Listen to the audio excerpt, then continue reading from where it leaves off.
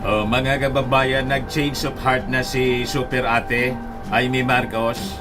Pinapasoko na po si Pastor Apollo Kibuloy, si Pacquiao. Malamang isumpa na siya nito. Isumpa na siya nito, mga kababayan, ng mga Duterte, ni Maudig, saka lalo na ni Inday. Isabi ko sa inyo, family is family. Blood is thicker than water. Yung grupo po ni Pacquiao, mga supporters ni Pacquiao, gusto nang tanggalin yung nagbabagang mga balita at pagtamakay sa mga isyo na lipunan. Bulsa, opinyon, para at paglalantad sa katotohanan. Bulsa, what you see is what you get. Unisan. ating Pangulong Bongbong Marcos, alangan man, kumampi pa sa kanila. Si Amy Marcos, gusto nang iluklok si Inday po. May panawagan na po doon sa Davao, pero hindi man po yung mismong mga Davaoeños. Yung mga members man lang po ni Pacquiao, nakakarampot man lang po, hindi nga mag 2,000, hindi mag 1,000 po. Mas marami pa yung mga pulis. Kaya yung sinasabi nilang 8 million, hindi man pala yung totoo. Yabang man lang yun, mga kababayan pala ni Pacquiao, na ang members niya umaabot sa 8 million. Kung 8 million po, nasaan ngayon yung 8 million? Bakit hindi lumusob sa compound ng Kingdom of Jesus Christ? Kahit nga po doon sa Liwasang Bonifacio, the same grupo, kukunti man lang yung pumunta. Ito po yung rally nila sa Liwasang Bonifacio. Nung gabi na, nag-disperse na sila kasi pakunti ng pakunti. Siyempre, pagod na yung grupo ni Harry Roque at ni Badoy.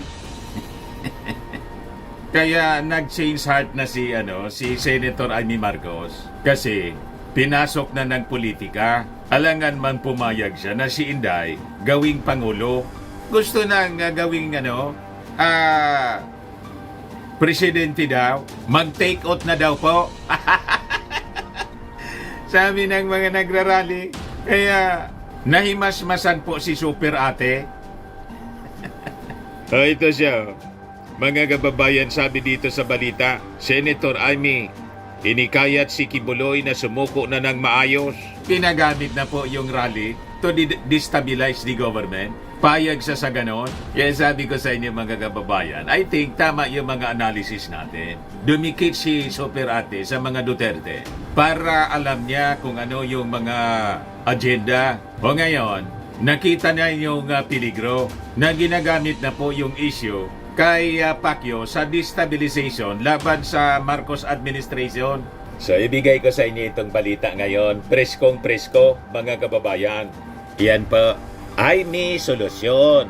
Ito yung tama po na dapat gawin ng ating mga leaders.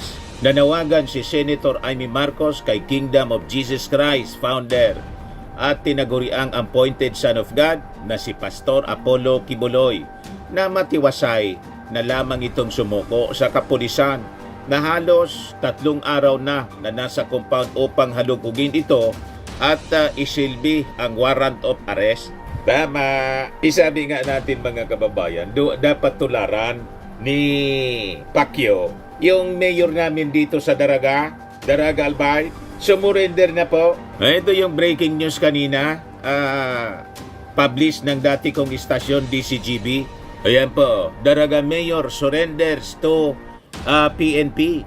Itong si Mayor Baldo, mga kababayan, siya yung prime suspect, mastermind na itinuturo sa pagpatay kay Ako Bicol Party List Rodel Batocabe several years ago. Yung partido po ni Ako Bicol Party List Saldico, yung Chairman Committee on Appropriations, o kasama niya si Rodel Batocabe, kaibigan natin. Ngayon, itong si Mayor Calwin Baldo ay siyang tinuturo na mastermind. Nakulong na to, mga kababayan. Kaya lang nakapagpiyansa.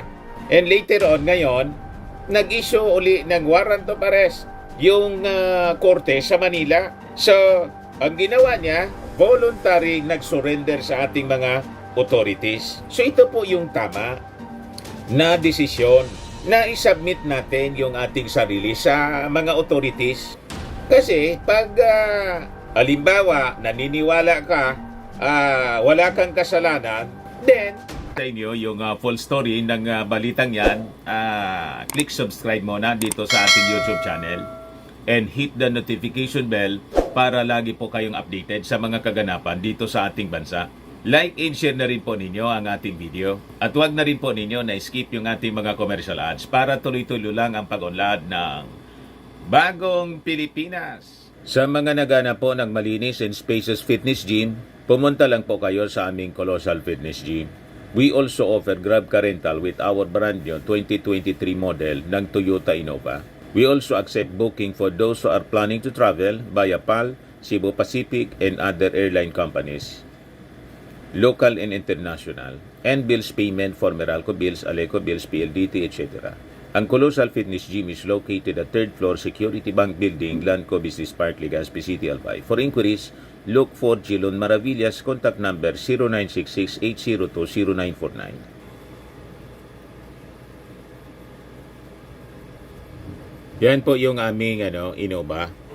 Lagi na pong matao sa amin.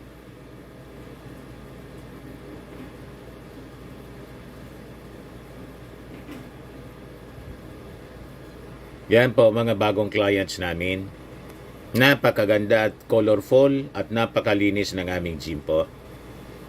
Pati mga foreigners po pumupunta sa amin, mga British tourist po sila dito sa Legazpi. Na-set up na rin po yung aming mga brand new gym equipment.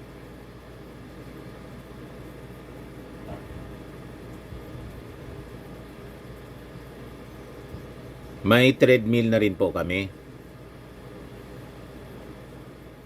Ito naman po yung bago naming product na binibenta online. Eye Glow Serum, whitening po siya. Tingnan ninyo yung epekto sa aking anak na architect before and now. Yung mga inquiries po ninyo, dumiretso na lang kayo sa kanyang Facebook account, Riz Maravillas.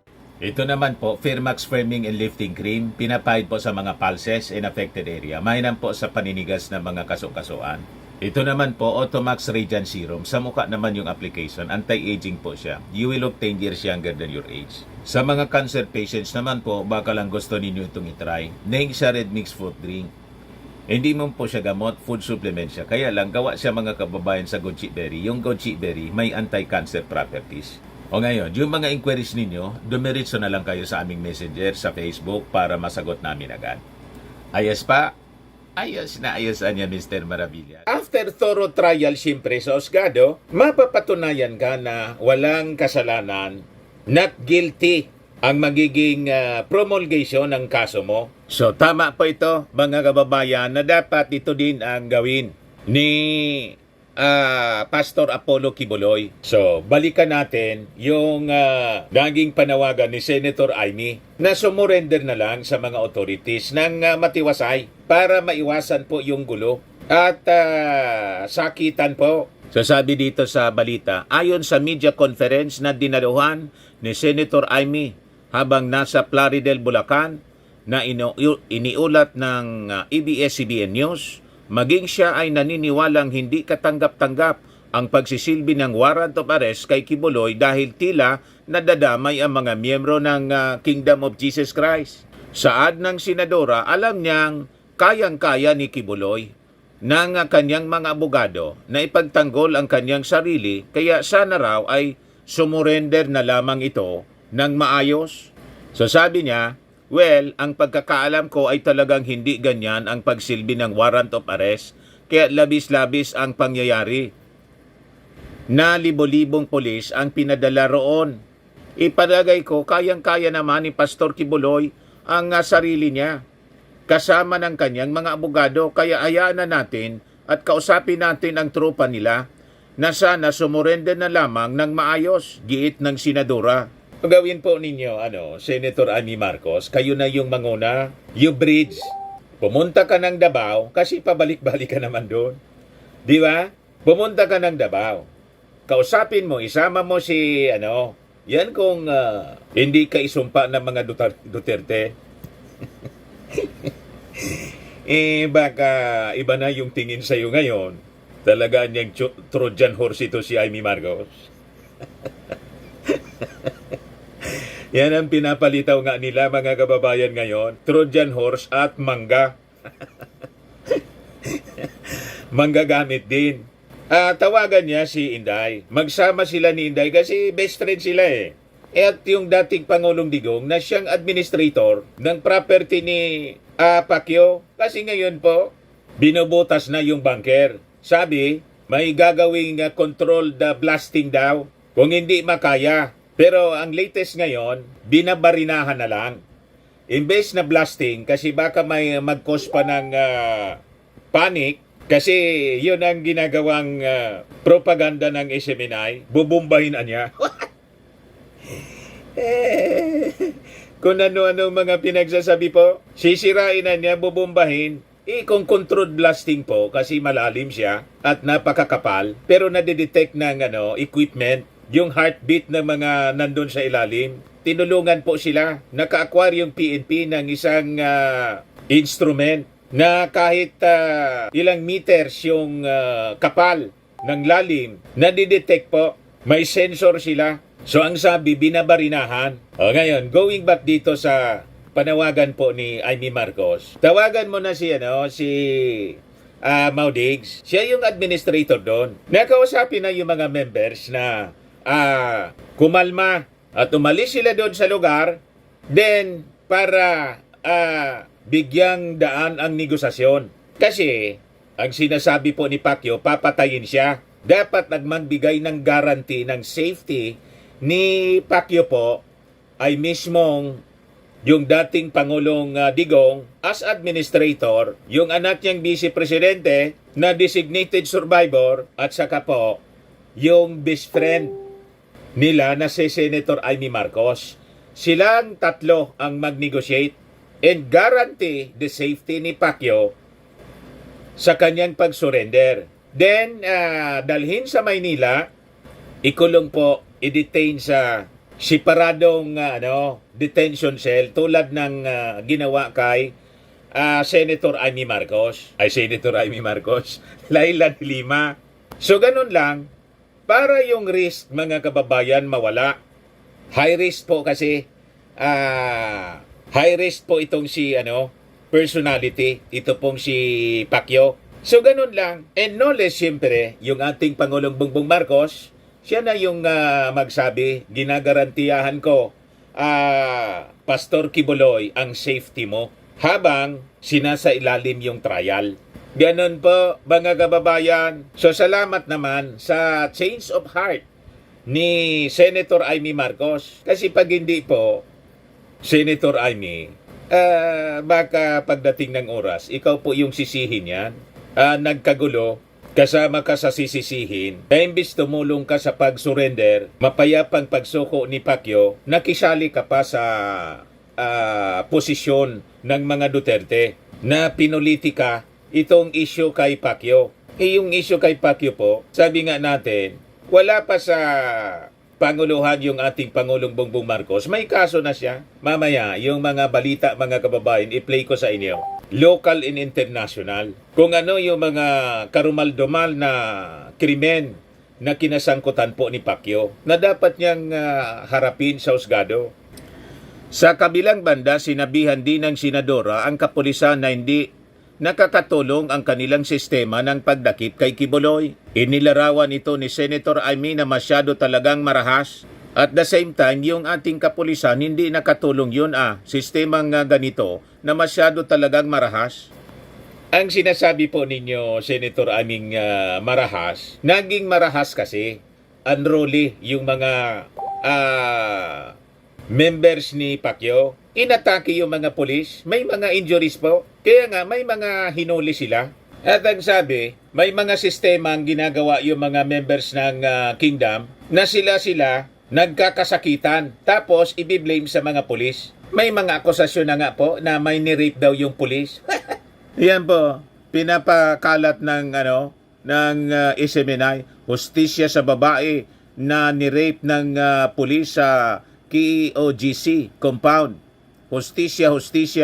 Yun ang sinasabi nila po. So kailangan siguro na imbestigahan yung mga aligasyon at kung mali-mali yung mga sinasabi nila, filean ng kaso po itong mga taga-SMNI na nagpapakalat po ng fake news.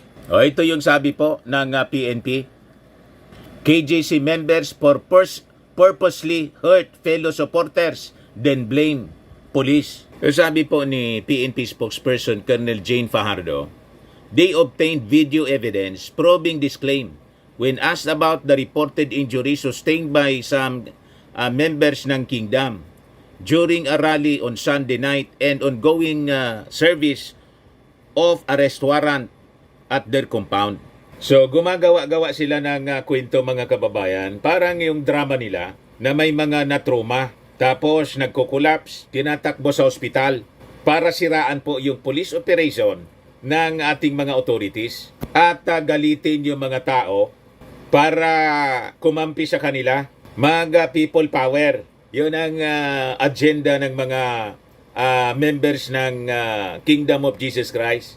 So sabi dyan, meron tayong hawak na video ngayon na nagpapakita na meron silang lugar doon na mismong mga miyembro ang nagsusugat sa kapwa nila miyembro para ipakita at isisi sa kapulisan na doon galing yung injury nila. We are just waiting na ma-authenticate yung video na ito to show how desperate these people are para ipakita na inaabuso sila ng mga pulis natin. While on the contrary, yung mga pulis natin ang minumura, tinatadyakan at sinasaktan, but they maintain their composure at self-restraint. Sabi po ni Fajardo. In fact, may 7 ang mga PNP personnel ang nasugatan po. Yan po, 7 PNP personnel hurt during KJC rally in Davao. So sabi po ni Fajardo, yung mga pulis po natin nasaktan kagabi. May mga pulis na may basag ang nose bridge, maraming galos, maraming sugat sa paa at mga kamay. Di po tayo ang nagsisimula ng gulo. In fact, hindi nang huli ang mga kapulisan kahapon because they want to de-escalate yung tense situation kahapon kahit na binabato tayo ng mga monoblock. So mahilig po sila gumawa-gawa ng kwento. Lalo po yung mga taga-SMNI po na mga media personalities nila plus yung grupo ng Banateros. Pag pinanood po ninyo, lahat gawa-gawa, tawag dito sa amin, balok-bagi, gawa-gawang kwento para siraan po yung ating mga kapulisan at yung Marcos administration.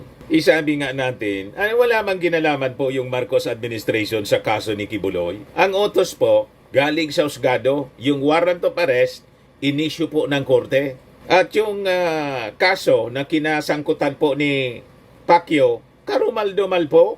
Kaya sabi po ng Executive Secretary, si Lucas Bersamin, law must take its course. Kasi it will be a bad precedent mga kababayan kung yung gobyerno na mismo ang susuko kay Pacquiao. Kasi ang claim ni Pacquiao, siya yung may-ari ng ating kaluluwa at siya din ang may-ari ng mundo at universe. Diba? Kaya sabi po ni Executive Secretary Lucas Bersamin, the legal process niya must be adhered to regarding Kibuloy's continued hiding. He is answerable to the law. The law must take its course. Meron namang process dyan. The former Chief Justice told reporters when asked to comment on allegations that the hunt for the fugitive pastor was politically motivated. So yun lang po yung maigsing statement ni Executive Secretary Lucas Bersamin. So tama po. O ngayon, iparinig ko sa inyo mga kababayan kung ano yung mga kahindik-hindik na kinasangkutan na kaso here in abroad, lalo sa Amerika, ni Pacquiao. O ito po yung galing sa Amerika na balita. Ayan po. FBI, mga kababayan. Ngayon, iparinig ko sa inyo yung audio. Bureau of Investigations is reportedly conducting an investigation into alleged aggressive fundraising and potential human rights abuses in connection with the megachurch's Hawaii outpost, which Salinas manages. Hawaii News Now first reported that Sa Hawaii po siya. is looking at Salinas. The investigation reportedly stems from a 2015 assault case against Salinas. A fellow church member, Christina Angeles, Oh, member yan ng accused church. Salinas of beating her. Angeles also claimed that she was forced to raise money for the church's Children's Joy Foundation. On this Facebook page, Si Salinas yan. residents from various areas have been posting warnings since 2015. BA spoke exclusively to Marisa from Kanauhe, who took these photos last year of these Filipinas who she says were harassing shoppers and residents every day, asking for donations for children in the Philippines. It's a really busy parking lot, and these two young women Sa'yo yung were just biktima ni going Kibuloy. in and out of the parking lot, weaving throughout the rows of cars, actually looking into people's cars, and when they found like a young man that they could prey themselves on, they would just go for it. Marisa says the young women would usually hang around all day in public places. They were carrying around either Yan yung mga inaboso po niya. or like a laminated paper. Member ng church. Help children of the Philippines. Last Thursday, the Institute for Human Services in Hawaii posted this warning, saying the door-to-door cookie sale Sa Hawaii is siya. not IHS, as they claim, but that it's a scam tied to a human trafficking operation in Hawaii. Human trafficking po ang kaso niya sa Amerika. Sa Hawaii po yon. Ayan po siya. Kibuloy, human trafficker. Yan o. Sa Amerika siya. Yan yung church nila. FBI investigates Waipaho Church for alleged human trafficking. Ganon kaseryoso po yung kinakaharap na kaso ni Kibuloy. Ito report ng 24 oras ng GMA. Pakinggan po ninyo. Ayan po. 24 oras. Yan ang best friend po ni Digong tapos ni Inday. I-play ko po yung balita. Ng bahay nito, magmasahe at makipagsiping umano kay Kibuloy. Dali lang. Ulitin natin yung report. Investigation ng FBI ng Amerika ng wanted poster ni Pastor Apollo Kibuloy ng Simbahang Kingdom of Jesus Christ. Kaugnay ito sa indictment o rekomendasyong kasuhan si Kibuloy ng conspiracy to engage in sex trafficking by force, fraud and coercion, and sex trafficking of children, sex trafficking by force, fraud and coercion, conspiracy at bulk cash smuggling ng isang federal grand jury sa U.S. Court sa Central District ng Santa Ana, California State. Ayon sa FBI, may inilabas na federal warrant para kay Kibuloy noong November 10. Sa abiso ng FBI sa kanilang website, kaugnay ito sa umano'y partisipasyon ni Kibuloy sa Anilay labor trafficking scheme sa pamamagitan ng pagdala sa ilang miyembro ng grupo ni Kibuloy sa Amerika gamit ang mga pineking visa para pilitin umano silang humingi ng donasyon para sa isang umano'y peking charity. Sabi ng FBI, napunta raw ang mga donasyon sa pagtustos ng gastos ng simbahan at maluhong pamumuhay ng mga lider nito. Ang mga miyembro raw na makakapag-solicit para sa simbahan, ipinapasok sa mga huwad na kasal o ikinukuha ng mga peking student visa para patuloy na manatili sa Amerika at makahingi ng donasyon. Sabi rin ng FBI, may mga babae raw na nirecruit para maging personal assistant si Kibuloy para maghanda ng pagkain, maglinis ng bahay nito, magmasahe at makipagsiping umano kay Kibuloy. Kita ninyo? Ito yung kaibigan po ni Inday. Maraming salamat sa 24 oras sa GMA. Sila yung nag-report para ma-acknowledge natin na yung mga sources natin ng balita, mga kababayan, credible news source, sources natin, credible news organization. Ito naman po, galing ito sa testimony doon sa Senate hearing ni Risa Ontiveros. Yan po, blinar po yung mukha ng biktima ni Pacquiao. Yan, iparinig ko sa inyo kung ano yung sinasabi po. Children's Day. So I joined the dances, and I remember after it's like late at night, somebody called me and they said that Pastor Kibuloy, like he's waiting for you, he's calling. So I didn't think anything, and then when Pastor Kibuloy called me, like he was asking me if I will become pastoral.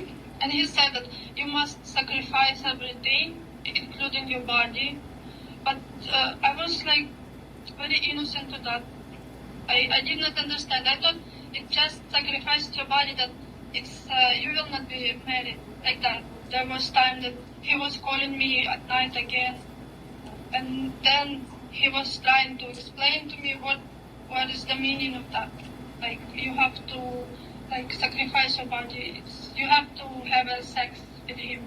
Not right away that I was okay with that. It's like maybe 4 months more. Around what month did it start when we started? Si Risa It's yan. like summer 2013, something like that. How long were you a pastoral, and how long were you Pastoral siya, yung nagsiserve sa church pastor? ni Kibuloy. From 2013, and then I left 2021. So it's like 8 years.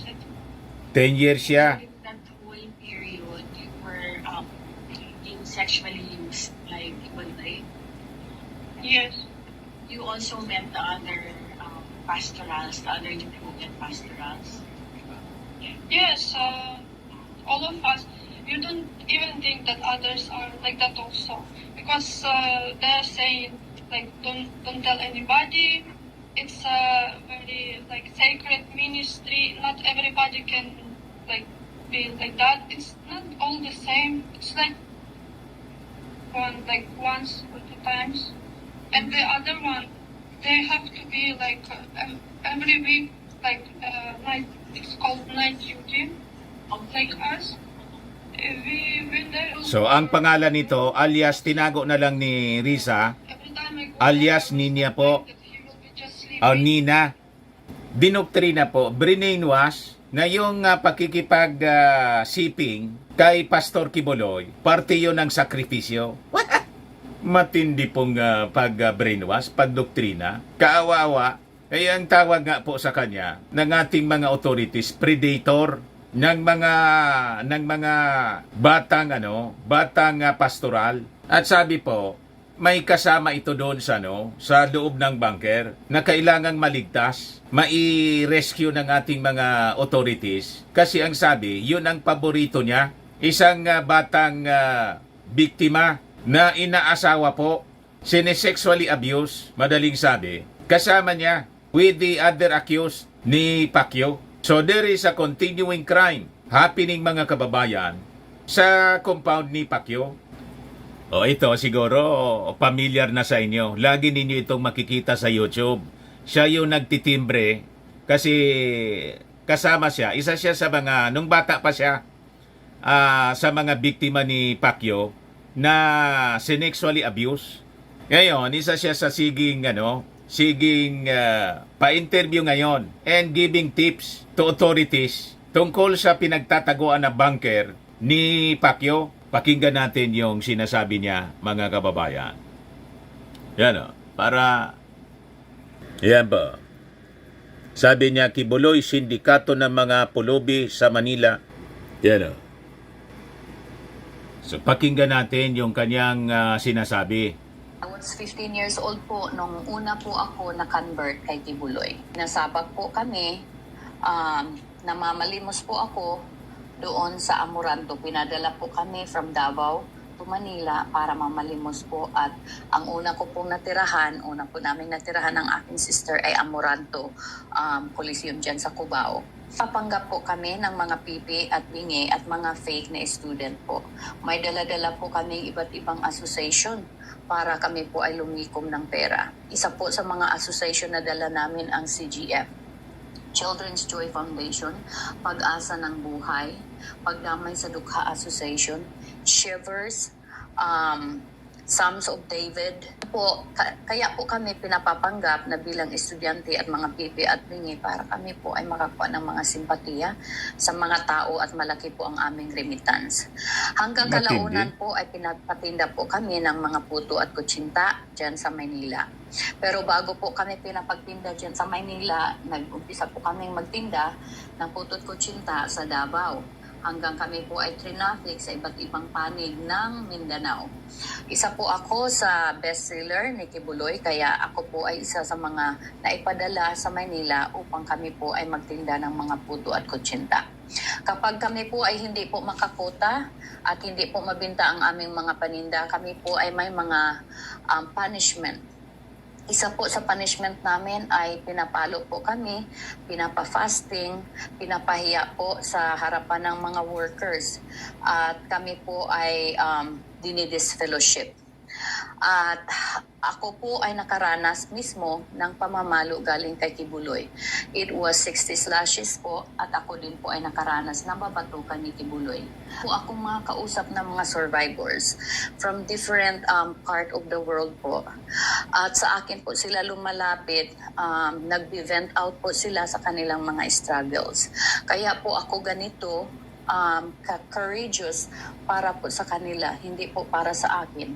Kasi ako po ay nakapag-umpisa na at nalagpasan ko na po ang struggle na mag-umpisa sa bagong buhay. Pero ako po ay nasasaktan para sa kanila kasi marami po sa kanila that until now, they are struggling. Especially po yung mga minors na masyadong inabuso ni Kibuloy. Doon po ako masyadong nasasaktan. Kaya hindi po ako mananahimik hanggat hindi po tayo makakuha ng justice for everyone. Kaya ito po ang aking panawagan na sana po ang aking mga mambabatas dyan sa Pilipinas ay bigyan nyo naman ng tuon yung aking mga kababayan. Nasa ibang na bansa yung siya, mga nakabase. na sobrang inabuso. Ayan. O ito, report ng ABC News. Sa Amerika po ito. Iparinig ko po sa inyo. This church in Waipahu, a dark secret hiding an alleged global sex trafficking ring. The leader of the Philippines-based Kingdom of Jesus Christ, Apollo Carion Kibuloy, claiming to be the son of God, now part of a federal indictment, charged with bringing girls and women to the U.S. and forcing them into sex acts with church leaders, using religion and power as a threat. Telling women that they would be eternally damned if they didn't have sex with a church leader was literally part of the knife at the throat to these victims. Ngayon. Ito naman, report ng UNTV, mga kababayan, iba-ibang media organization. Bureau of Investigation o FBI ang Kingdom of Jesus Christ Church o KOJC ni Apollo Kibuloy sa Los Angeles chapter kahapon ng umaga kaugnay sa reklamong human trafficking. Naaresto ng mga otoridad sa operasyon ng dalawang local church leaders ng grupo na kanilalang sina Gia Kapaktulan, 59 years old, at Marisa Duenas, 41 years old. Ang dalawang suspect ay sinasabing mga top administrator ng naturang grupo at may direktang komunikasyon sa leader ng samahan na si Apollo Kibuloy na nakabase sa Pilipinas. Bukod sa dalawa, arestado rin isa pa nilang kasamahan na si Amanda Estopare, 48 years old na nasa Virginia, USA. Batay sa reklamo natanggap ng mga otoridad, pinepeke umano ng mga suspect ang immigration document ng kanilang mga miyembro at sapilitan nilang dinadala sa iba't ibang lugar ng Amerika upang manghingi ng abuloy. May target pa umanong halaga na dapat maabot ang mga miyembro sa paghingi ng abuloy at kapag ito ay nabigo ay sinasaktan pa umano sila ng kanilang pamunuan. Batay sa opisyal na news release ng FBI, minamanipula umano ng grupo ang visa application ng mga miyembro nito at sinasabing sila ay aawi sa isang concert. Ngunit pagdating sa Amerika ay kinukuha ang mga passport ito at ginagawang fundraiser o sapilitang paghihingi ng abuloy para sa kanilang Children's Joy Foundation. Dagdag pang racket ay sinasailalim sa illegal marriages ang mga makakakuha sa kota. Isa pa ito sa nahungkat ng FBI. Iniimbestigahan nito ang 82 documented illegal marriages na sinagawa ng grupo sa loob ng nakalipas na 20 years. Natuklasan na rin ng FBI na umabot na sa halagang $20 million o kutumbas sa mahigit na 1 bilyong piso ang nakalap ng grupo mula 2014 hanggang 2019 sa paghingi ng abuloy na ipinapadala sa Pilipinas sa pamamagitan ng eroplano o private jet ng grupo. Ayon sa report, ginagamit umano ng grupo ang perang nalikom sa naturang fundraising sa operasyon ng samahan at upang pondohan rin ang marangyang pamumuhay ng leader na si Kibuloy. Pero ayon sa news release, walang ebidensya na sasabing na may natutulungan ang foundation ng mga bata, maging gastos umano sa pagsweldo ng mga workers nito. Maliban sa sinagawang raid sa Van Nuys compound ng grupo, nag-execute din ng search warrant ang FBI sa chapters ito sa Glendale, Los Angeles at 3 pang lugar sa LA. Gayon din sa 2 lugar sa Hawaii na affiliated dito. Ayan. Kaya qualified human trafficking po ang isa sa mga kaso niya. Lumalabas, multi-billionaire na po itong si Pacquiao. Ito naman po report ng Net25 para alam ninyo kung sino yung ano-anong mga news organization, yung sources natin. Iparinig ko po sa inyo. Christ na si Apollo Kibuloy matapos na matagpuan ng mga otoridad ang undeclared cash at gun parts sa kanyang private plane na nagkakahalaga ng $350,000. Si Aileen Millo sa detalye. Maghapong ikinulong sa Hawaii ang founder ng Kingdom of Jesus Christ na si Apollo Kibuloy matapos matagpuan ng mga otoridad ang undeclared cash sa kanyang private plane na nagkakahalaga ng $350,000. Bukod sa $100,000, natagpuan din sa private plane ni Kibuloy ang mga parte ng baril. Sa ulat ng Hawaii News Now, isa si Apollo Kibuloy sa 6 na lula ng Cessna Citation Sovereign. Pero bago umalis, sumakay rin sa nasabing plane ng Customs and Border Enforcement agents. At batay sa mga dokumento sa korte, nakita nila ang undeclared cash na lahat ay $100 bills na nakatupi ng maayos at inilagay sa loob ng medyas at saka isinilit sa suitcase. Nakita rin sa loob ng private plane ni Kibuloy ang mga parte na maaring i-assemble na military-style rifles. Isinawalat din ng isang miyembro na umano ng Waipahu Church na ayaw ipabanggit ang pangalan na nagtungo sa Hawaii si Kibuloy para sa isang concert. Lulan din ang nasabing plane ng nagngangalang Felina Salinas, 47 taong gulang na mula sa Makakilo. Si Salinas lamang ang tanging US citizen na lulan ng nasabing plane. Inaresto si Salinas matapos aminin na mayroon siyang bahagi sa undeclared cash na natagpuan. Sa ilalim ng federal law, ang sino man na may dalang mahigit sa $10,000 sa labas ng bansa ay kinakailangang ideklara ito. Batay sa complaint, $40,000 lamang ang idineklara ni Salinas at hindi ang buong $350,000 na narecover. Sinampahan ng attempted bulk cash smuggling si Salinas. Si Salinas ay isang loyal supporter ni Kibuloy. Ayon kay Salinas, kukuha siya ng kanyang sariling abogado.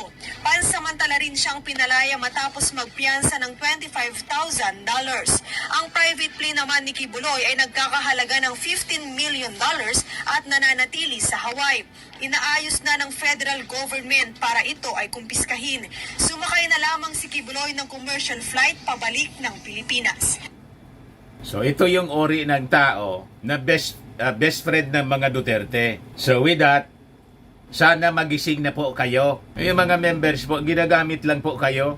At maintindihan natin yung mga leaders niya kasi siyempre nagkikinabang. Pati yung kanyang mga vloggers. Kaya tama po yon na ginawa ng ating mga authorities na freeze yung mga assets po ni Kibuloy. At sa latest ngayon, mga kababayan, natutuwa tayo sa change of heart ni Super Ate na sumama na siya sa mga nananawagan na mapayapang sumuko sa ating mga kapulisan para maiwasan po yung gulo. Itong si Pacquiao, pag hindi ka tumino ate, Super Ate, baka sisihin ka ng mga mamamayang Pilipino kasi kumampi ka pa doon sa mga grupo na gustong i-destabilize yung ating gobyerno. Ang administrasyon ng inyong kapatid na si President Bongbong Marcos at gustong iluklok na si Inday, pasumpain na daw si Loro. O ngayon, sa ibang balita, maganda po itong result ng Okta Research. Lumipad ng tuluyan po yung trust ratings ng ating Pangulong Bongbong. Lalo na siguro yung mga latest. Ito Marso pa to. Pero yung trust rating ng ating Pangulo, sa latest na result na nilabas ng Okta Research, umabot na po ng 71%. Pero si Inday po, tuloy-tuloy yung pagdaos-dos. You see? Ito yung release mga kababayan ng balita, Okta Research. Tingnan, tumaas sa 71% ang trust rating o bilang ng mga Pilipinong nagtitiwala kay Pangulong Ferdinand R. Marcos Jr. ayon sa Okta Research second quarter tugunang masa survey. Mas mataas ito ng 2% mula 69% natala ng first quarter tugon ng masa na isinagawa noong Marso 2024. Samantala, 3 bahagda naman ang ibinaba ng trust rating ni Vice President Sara Duterte mula 68% noong first quarter survey, naging 65% na lang. Bagsak na po ang trust rating ng Vice Presidente ngayong second quarter ayon sa Okta Research. Yan po. Lalo na siguro yung Marso pa yun eh. Kung may latest po, July, August, malamang lalong dumaos-dos si Inday. Lalo't tuluyan na siyang humiwalay at bumanat ng bumanat sa ating Pangulong BBM. Na tuloy-tuloy lang po mga kababayan sa kanya pong pagtatrabaho. Yan po yung ating magiting na presidente. Kausap niya yung mga LGUs, mga mayors. Ayan po, sabi dyan, nanawagan si PBBM para sa pinalakas na waste management bilang tugon sa pagtaas ng kaso ng dengue at leptospirosis. Inanunsyo rin ng Pangulo ang nalalapit niyang paglagda ng executive order na mag-amyenda sa Executive Order number 138 para sa mas malinaw na devolution ng mga tungkulin at serbisyo sa mga local government units. Sige lang ang trabaho ng ating Pangulo. Pakinggan natin yung speech niya. This is an opportunity for each of us to reflect on the huge responsibility that we all hold in our hands. The ability to transform our respective communities and the lives of those that are in those communities under the banner of Bagong Pilipinas. Your strong presence here today, ang sabi sa akin ni Gobdax, hanggang malapit na sa 4,000 ang nakarating dito sa ating summit. That demonstrates your solidarity with the administration's governance agenda, as reflected in this Assembly's theme that calls for our local governments to be smart, to be resilient, and to be driven. In this age of technological advancement, it has become imperative to utilize all the latest tools and strategies to explore and improve our daily operations. It applies to areas such as infrastructure, urban planning, even in the simple process of applying for a business permit. I think we are all familiar with the delays that sometimes people have to suffer for very simple documentation. Well, I think the digital world is going to provide us the solutions to those problems and to make us more efficient, and so that the process of interchange between our people and the government, both at the local and the national level, becomes better, becomes easier and more efficient. To bolster this digitalization of local processes, our government is conducting caravans nationwide to promote the adoption by LGUs of the eLGU system as their electronic business one-stop shop, making government transactions convenient for the general public. Truly, in a time when communities and societies have embraced digitalization, there is no excuse for governments, national or local, to allow themselves to be left behind.